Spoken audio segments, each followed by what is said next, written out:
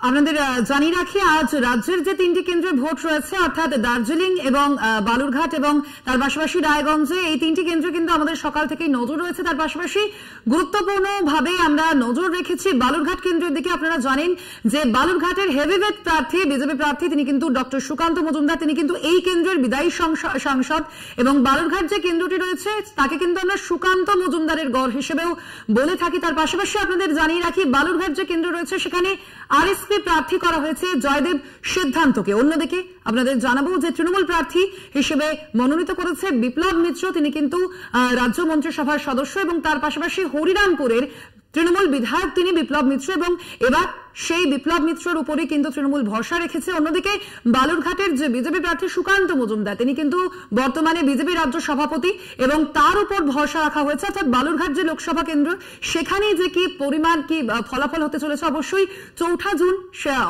সেই দিন পর্যন্ত আমাদের অবশ্যই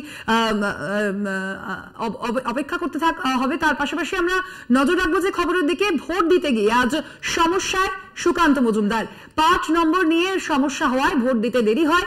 জয়ের ব্যাপারে 100% আশাবাদী সুকান্ত মজুমদার, বিজেপির রাজ্য সভাপতি তথা বালুরঘাটের বিজেপি প্রার্থী। তিনি ভোট দিয়ে বেরিয়ে তিনি বলেছেন এমনটাই যে তিনি 100% আশাবাদী তার জয়ের ব্যাপারে।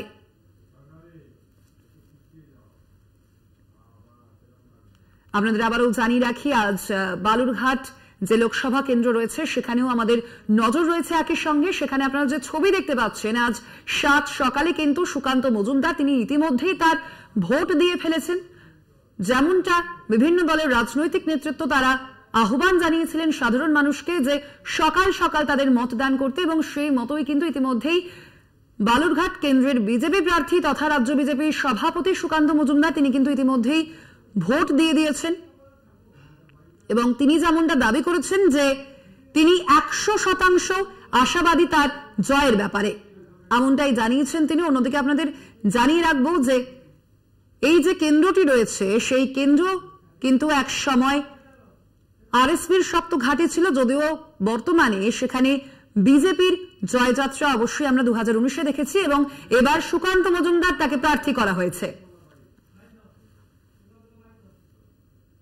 অন্য কোথাও চলে গেছিল, খুঁজে একটু অসুবিধা হচ্ছিল, আমিও ভোটার স্লিপটা আনতে ভুলে গেছিলাম এবং সেই জন্য এটুকু দেরি হলো, ব্যাস। আর কিছু এমনি ভোট দেওয়ার পর কি হয়, এমনি ভোট দেওয়ার পর কি বলবেন? ভোট দেওয়ার পর কি বলবেন? দেওয়ার পর